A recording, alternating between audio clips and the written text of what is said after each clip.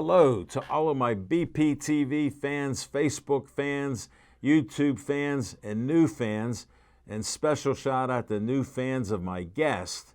I'm doing my 55th Talking Machine show. You know me as Alan Levine, the Talking Machine, and I appreciate all your comments and feedback. You know I have another great guest. Will you please introduce yourself? I'm Brendan Schuster. And I got to first ask, where'd you grow up? So I was born and raised outside the Philadelphia area, a town called Pottstown. I know Pottstown. So yeah. that's where I was born and raised, and I came out to Slippery Rock for college. So that's how I ended great. up out Where'd here. you go to high school? Owen J. Roberts. And what kind of school was that?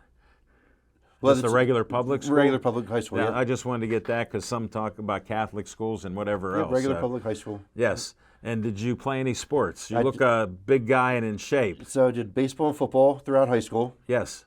When I went to Slippery Rock, I stayed with intramurals, but I did my first bodybuilding show in 2004. Well, you look like you still work out today. I do. I try to stay in shape.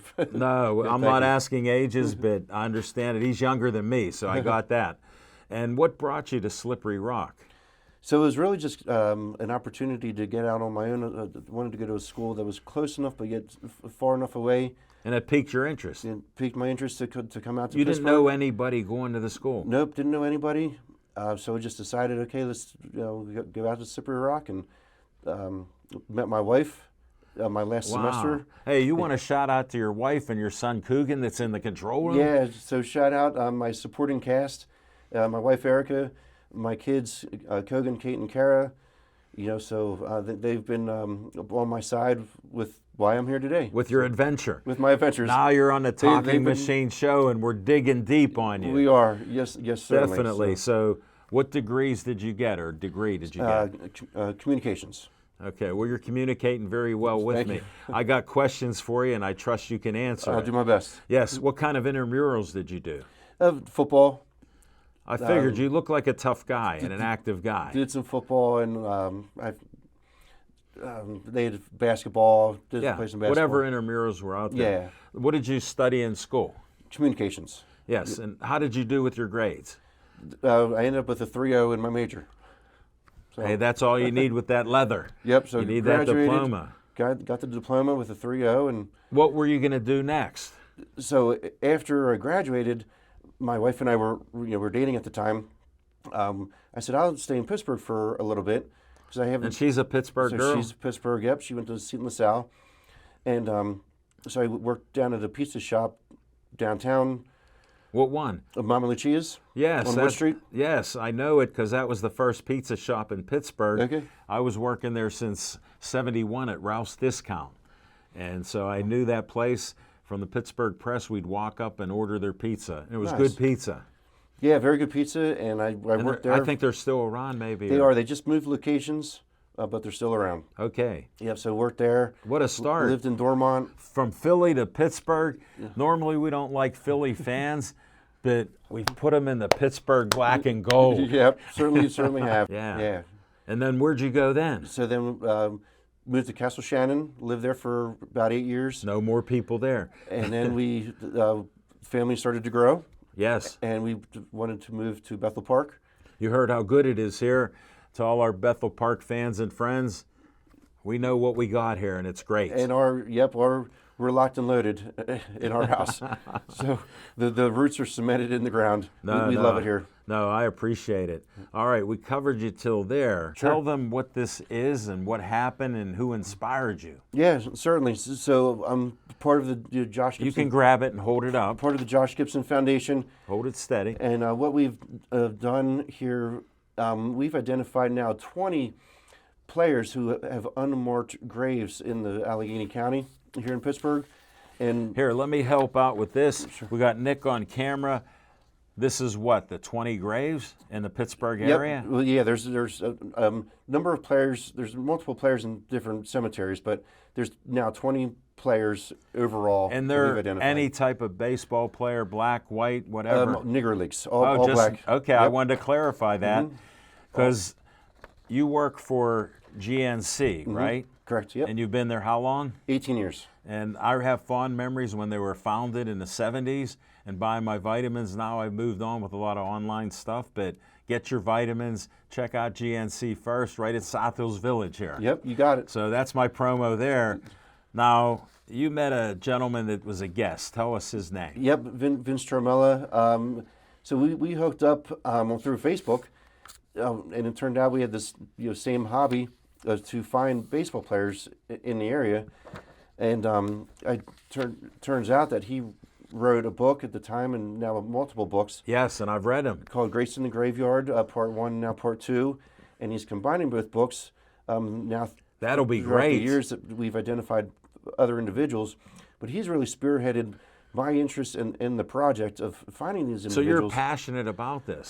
Passionate about it, and we've gone out to cemeteries with another Fred, Ed Damer, and we've found these individuals. Some that we have revisited. Well, here was some that we this. haven't found. This was at the gentleman. Can you say Pud his Gooden. name? Yeah. Yep. So this was at Pud Gooden's Hold that steady there. Pud Gooden's ceremony on July 7th in Just this month. Monongahela Cemetery in Braddock. So we were very proud to have the first ceremony completed, and there's about 5 or 6 more lined up for this year.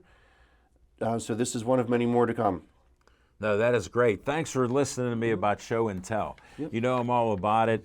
And then you're doing stuff with Sean Gibson, who's a friend of mine. He's a grandson of Josh Gibson. Just hold that there for Nick to get that. And tell us a little bit about that. Yeah, so Sean is the great grandson of Josh Gibson, one of the most, if not the most powerful hitters in baseball overall. So just to give a quote, they said Josh Gibson said that he's the home run hitter, that they should have an award for the Josh Gibson hitting all the home runs, not Babe Ruth. right. Yep. So Just had to share that. I know a Josh- couple things. yep. I'm a Nice. fan. Good. Yeah, Josh was one of the first graves that I found, and And where is it? so he's in Allegheny County. That's a great cemetery, in right? Lawrenceville. Beautiful cemetery. We and another family member found him, and at the time it felt like I was a little kid, and I wasn't sure if I was supposed to do what I was doing, but we found him and we found a treasure. And the excitement to find Josh Gibson. How cool is that? It was a feeling that I just can't describe, but we were just we were ecstatic to find him, and things have just steamrolled ever since. I did meet an individual by the name of Buck O'Neill Yeah. in Cooperstown in 2006, and Buck was So you've been at this how long? well when I read a book called Bury My Heart at Cooperstown in 2006, and then Okay. the book was short stories of players how they died and where they're buried. Yeah. So that first triggered my interest. I said, Pittsburgh's rich in baseball history. They have the Homestead Grays, the Pittsburgh Crawfords, the Pittsburgh Pirates. Yeah. I said, there's got to be individuals buried in the area. And we had Forbes Field, Steel Stadium, and Crawford had a Steel Stadium for the Crawford Yep. team. You know, Yep. So I first the Gray team, Crawford's Grays. I first found Hannes Wagner, and then That's one of my all-time heroes. Josh Gibson. the Flying Dutchman. Yep. And but Buck O'Neill was an individual I met at Cooperstown during the induction weekend, and he was just so cool. He came out of the car with this swag, and here this guy was 94 years old, 94. and I didn't know much about him at the time, but I was the third guy in line to get his autograph, and he comes out. He said, "Hey ladies, how we doing today, girls? Hey boys, who we playing today?" Like he was young at heart, 20-year-old never got guy. old, yeah. Never got old. And I was like, what do I say? I'd never met this guy. I don't know anything about him. But so I ended up going up to him, shook his hand, said, "Hi, Buck. I'm Brendan. I drove all the way up from Pittsburgh to see you." And he flashed back 70 years. Talking about back he said, then. "Oh, Pittsburgh, the North Side. I love Pittsburgh." And he was one of the greatest human beings I've ever met in my entire life. Wow. And he just shook my hand. And he said, "Take care of the young buck." And after that time, I just felt I got to learn more. I got to You were find out. inspired. I was inspired by him, and then I read about him. I YouTubed him, and he What inspired position me. did he play? He was first base. Okay. Yep, and he was a manager. But he inspired me to learn more about the Negro Leagues, and then just being in Pittsburgh, Vince inspired me to find these grave sites. And Hold one it. thing- What's this here? You got another show and tell where we got to talk about donate $1 Yeah. at least. So- and if you have more, you can help do what? Yep. So you can go to our website at www.jgfmemorialmarkers.org. And on the right hand corner, there's a link to donate, be a part of history, and all these are funds that we have raised, and each marker costs anywhere between $600 and $1,000. And you're per putting these person. markers in there. I salute you. Yep. This is great. We're putting the markers in ourselves, and so it's a fun project, and that's what I was talking to Vince about. I said, how can somebody be unmarked? This doesn't make sense to me. So now they're at rest. So friends and family can come and visit these individuals and pay their respects instead of just No, I the ground appreciate and- what you and Vince and his wife are going around Erica, Yep. checking these graves out. I always tell them I love history in general. I love baseball specifically, and then to honor heroes of that time. For all of you that didn't know, baseball was a national pastime, but every city and community had baseball teams that played. And some of them could have been major leaguers. Some were drinkers. They played, got enough money to get some booze, then they play again. There's all kind of stories. Vince has written a great books on it, coming out with the new one. And I've appreciated what Vince has done. Shout out to Vince. Keep doing it. I'm inspired. Your pictures you posted with Coogan the other day, I salute you. No, that was great stuff. And I got to mention, since we're talking about, what is this, the Josh Gibson Foundation. Yep. Here's the committee members. Yep. So hold that tight for Nick, and Yep. Here's our you committee can talk members. about each of them. Executive director, great grandson. Yeah, Sean, I met a few years ago on the 100th anniversary of the Negro Leagues in February of 2020. Wow. At the Heinz History Center. That was the first time I met Sean. We had a mutual friend that went to high school with him.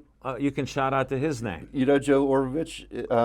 They went to high school together. There we go. And so it was an honor to finally meet Sean.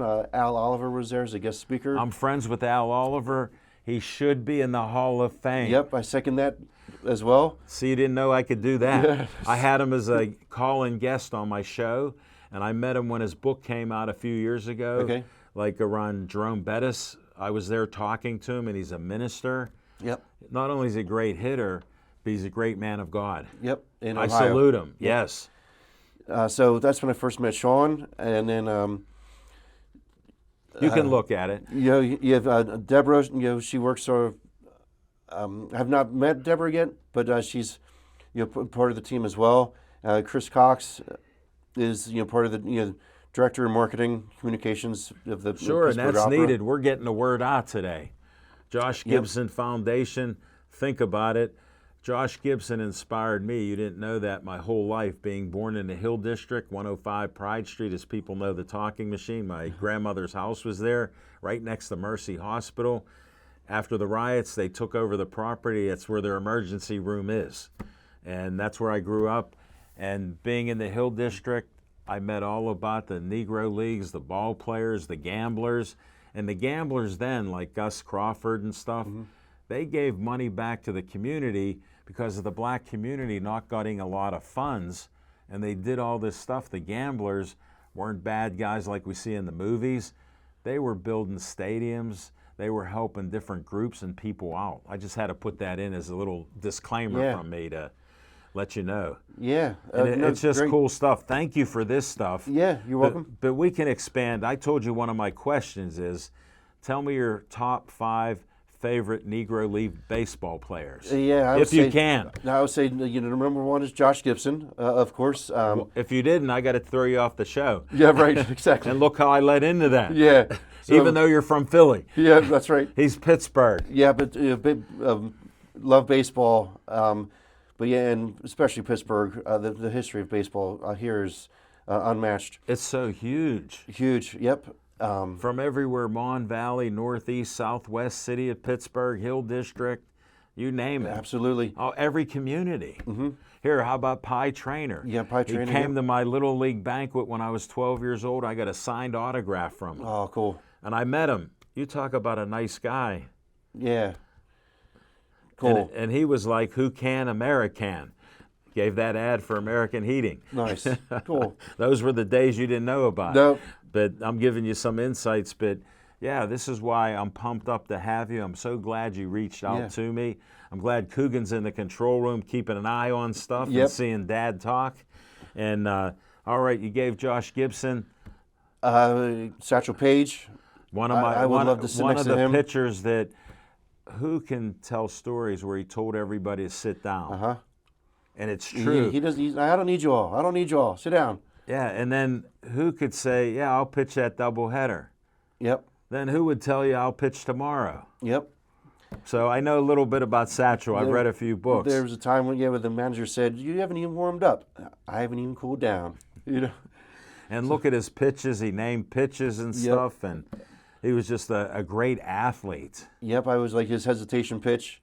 He starts strong and then he stops to throw them off stride. Exactly. He knew about timing back then, and they talk about all this, and now they do something I'm against, pitch count, being a pitcher. I used to practice 5-6 days a week and then pitch. Now they limit that. Yep. Now everybody's getting Tommy John surgery. And now you got to limit 2 batters, 3 batters, how many innings, how many pitches. Look at what they did. Look at Cy Young, 521 wins. I know you got a story, so I had to bring that up a little bit away from the Negro Leagues, but we'll come right back. Sure. Yeah, about the Cy Young pitching, we found a grave from his catcher. He caught his first no-hitter, Chief Zimmer, and they How were about friends that for for a name from 60 back then? years. But what they did is he would pack a raw steak in his Oh, catcher's the mitt. steak you can eat? Yeah, well, they never ate it, but you could eat it. Yes, it was a raw steak. They didn't cook it. It was No. raw. Yes. That's what I had to It was a raw emphasize. steak, yep. Because nobody understands that. I pitched in the 60s. My catcher, Greg Kirby, shout out to Greg. He was one of the best catchers I ever had. I would throw it hard, and his hand would get bloody. He started with a rag. He started with a sponge and a couple rags to stop the bleeding. But he never stopped catching me. He should have put a raw steak in his meat. We didn't know. You know? We didn't know. So that was cool. That's one thing they did because gloves weren't the way they are now back in 1890. Well, they were even smaller back then. Mm-hmm. Look at the monstrous gloves we have now. Yeah. Even the catcher's mitts and everything else. Let alone first baseman mitts. Yeah. They're like this. No, that's a cool story. Yeah. How about that? Look at what Brandon told us. Steak and your glove to protect your hand from And bleeding. he was never injured. Never That's had what any I broken needed out of fingers. you. Yeah. Way to be my straight guy. And he didn't eat the steak. Right. Yeah, don't eat the steak. Because it was so tenderized that they couldn't eat it. No. Plus the sweat and the dirt and everything else. Yeah, but it worked. And the leather. Yep. So, no, that's a heck of a story. All right, back to past Satchel Paige. Who'd be number 3? Cool Papa Bell. Cool Papa Bell. Tell the story about him. We talked about it before air. Even my co-host, Smoking Jim Frazier, read 17 pages in the Negro Leagues book because he couldn't finish anymore. He's not a reader. He loved this guy, Cool Papa Bell. Yeah, Cool Papa Bell. I mean, he was so fast. The story goes that he would hit the light switch and be in bed before the lights went out, but it was actually based on a true story because there was a delay with the circuit. So there was about a 2 to 3 second delay. As soon as he hit the switch, he had enough time to get in bed before the lights went out. But that's how fast he was in real life too. There's another story where they say that he would hit the ball up the middle and slide into second, and the ball would hit him in the back. That's how fast he was. That's how fast Cool Papa Bell was. And so that's... You know what? Usually these legends are backed on a little tidbit of fact. Yep. So I believe he at least made it to second base. Yes. Yeah, I think so too. On a single. Yes. And that's amazing. Yep. And then, of course, you have Jackie Robinson. You can't forget about Jackie Robinson. No, look at what a legend, and he changed the sport. Yep. And he was a multi-sport athlete. Most of these individuals played a lot of sports. But they had love for baseball. Yep. But they had Look at how you rarely hear about stolen home plate. Yep. What was Jackie Robinson doing, stealing home plate like it was candy? Yep. Right? Yep. had a famous picture of him stealing home with Yogi Berra. So And they underestimate Yogi Berra because of all his sayings. Hall of Famer, won all these, like 11 World Series. And he had to watch Mazeroski's ball go over his head and left field. That's right. Yep. So I 'Cause he know a was little playing bit left, about. You're in my wheelhouse, brother. Yeah, So I've he been wasn't adding. the catcher that inning. He was in playing left field by then. Yep. Yeah. And then I think Judy Johnson, and all There's these a great name. All these individuals you can watch on the new movie that just came out called The League. But Judy Johnson, my son and I stopped and saw where he lived for Where at? 55 years outside of Wilmington, Delaware. Get out. They have a historical marker there, but that's where he lived. And then we saw his grave. And then he's one Wouldn't of that have been great to talk to him? yeah. So on the movie The League, they have live interviews, so it's really neat to hear these individuals Yeah. talk. And Judy Johnson was one of them about halfway through, but he's one of the, he was retired as a Pirate. So the baseballs you see at PNC Park, he's one No, I that know they have because retired. I have, yeah. So that was really neat to see him. That tie-in. Yep, that tie. So we saw him, saw his house, saw his grave. He's, the balls outside PNC Park of one of the Hall of Fame, Pittsburgh Pirate Hall of Famers, and then to hear him in the movie, it was just kind of special. Yeah, you got it all. Yeah, Just something definitely. special to hear, and you would hear other individuals. Name through a the couple. movie. Buck O'Neill, There's another name, yeah. Double Duty, Radcliffe. Yeah, I've read about him, yeah. And these guys, it's so cool. And I love this part of baseball, this era where, they would just, it was a love of the game. They just loved to play, and Ted Double Duty, And the Radcliffe. sad part about it is racism stopped that. When they first started baseball, black guys and Indians could do it, and then it changed. When they got the AL and the NL, Yep. it changed, and they kept him up. Branch Rickey, who was with the Pirates before he was that, and Jackie Robinson, he brought him up to break the color barrier. Yeah, and Branch And Rickey. look at where it's gone. Branch Rickey's on my list to see. I try to keep a list of those that I've visited and those on my to-do Oh, list. I'm sure. So he's right in Ohio. So he's close by. What a great man he was. He's one to visit as well. Well, I just like him with the quote that Ralph Kiner is holding out, and he goes, "We can lose 100 games with you or without you." And then he was gone after Yeah. 7 years of leading the league in home runs. But that always stuck with me when you bring up Branch Rickey, Jackie Robinson. Look at the tie-in, and then look at how they'd, what would they do at barnstorming baseball Yep. games? You had the black guys, white guys played against each other, and a lot of the baseball players, Josh Gibson, Satchel Paige, Cool Papa Bell. Smokey Joe Williams. Yes, Smoking Joe Williams. They said they could be in the major leagues now. Yep. They would go out and barnstorm with them. So imagine they're doing competition there. And I know they played to win. Yeah. Oh, certainly. They were competitive. Yep. No doubt about it. You got anybody else you want to bring up? Because I like dropping names. Yes. Because I know you're passionate about it. Sure. Does Coogan have a favorite player? I'm testing you, Dad. Well, his Key Brian Hayes. Okay. He really likes. Well, Key we got to Brian. do current stuff. How old's Coogan? He's 13. All right, 13, you're allowed to do that. He loves baseball. Yep. So I had to do a shout out twice or thrice to him. Now back to you. Who Yeah. would you like to bring up? Because we got 6 minutes to go. Okay, another. Or no, 5 minutes to go. So Wayne Moody wrote was a book he? called. He wrote a book. He's the grandson of Willis Moody, who also played in the Grays in the 1920s. Wow. So he wrote a book called I'm trying to get it in The context. Real Story of the Negro Leagues. And that spotlights a lot of the players we just talked What about. went on. What went on. And so I referenced that book, short stories. Look at the bus about rides the they had, individuals. double So headers. he also has inspired me to learn more. So he's on my Down from the Attic Facebook page. So he shares a lot on. I got to join that. You he's- gave me an invite there. And Yes, he shares a lot on his scrapbooks about his grandfather. So it's really interesting stuff. And it's not just just about baseball history. Wherever you go, there's some kind of history around you. So whether it's Well, I love baseball, history. sports history, No, I love You're it in surrounded by it. general. I love baseball specifically, but I do a lot of ancient history and war history. Yep. But I love baseball history. That's what I grew up on. Yeah, so like you go to Gettysburg, you have the history there, but then you have Eddie Plank, who was a Yeah. baseball player, Hall of Famer. He's buried in Gettysburg. So everything just seems to tie together.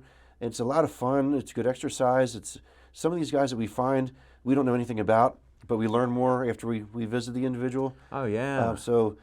And you have fun, right? and we have fun, And you learn. and we learn. Yep. And now we're doing something special for the city of Pittsburgh with Sean and the And Josh where Gibson should they Foundation. donate again? We got to do a shout out for Sean. That's my man there. I'm course. friends with him. Yep. So to donate, to be a part of history again, go to our website, jgfmemorialmarkers.org.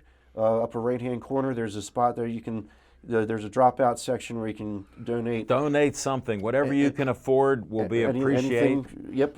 That you can afford to help recognize these individuals that have been unmarked for quite some time. No, you got anything great helps. stuff. You've done great. I always give a 2-minute warning. Being a sports guy, we got about 2 minutes. What do you want to do to inspire others to join you and do things like that at this point in time? Sure. The opportunity is out there. Just go out and research these individuals. Find And where should they start researching? What do you advise, just to get a little quick start? You can go to Find a Grape's a good spot to find players if you're looking for. No, because I want them to do what you do. If it's interesting to me. Yep. I got to check it out. Yeah. You inspired me. Good. Yeah. You can go there. Vince's Grace in the Graveyard books Yes. is a great guide. I bring him with me in the car wherever I go. That is so cool. So one time we were in Pine Richland, and I had the book with me while Kogan was playing baseball. I said, on the way home, we're going to stop and see Barney Dreyfuss. No, 'Cause you he's on the know way. who he was. He was the owner of the Pirates. And during the 70s, I never worried who was the owner. I just knew that he owned horses, and he did well in the horse business. And later I got at the Meadows with horses. So I had that connection. But how cool was that to do that? And he had the first steel structure stadium, Forbes Field, 1909. And it's just, you were on the highway of life, and you just make a small turn. And Pine Richland. Next thing you know, you have the Hall of Fame. And that's here, where Neil Hall of Famer Walker's there. from. Yep, exactly. Yep, yeah, I always reference him with a story. I figured I beat you to it. Yeah, good work. Yep. We're a good team, just we meeting you. certainly are. Yep. No, we covered it. We only got about 27 seconds, so you're under pressure now, my friend. Anything else you want to close with? Because I'm open to it. Al, I'm just thankful to be here on your show. Heard a lot about you. Great, good, great I show. hope. Thank great you. person. Glad to talk to the audience about our message, and I hope we have inspired you to do the research and help out as much as you can with baseball and history. You're welcome, and I want to thank all of you for watching. Your great feedback and comments are appreciated.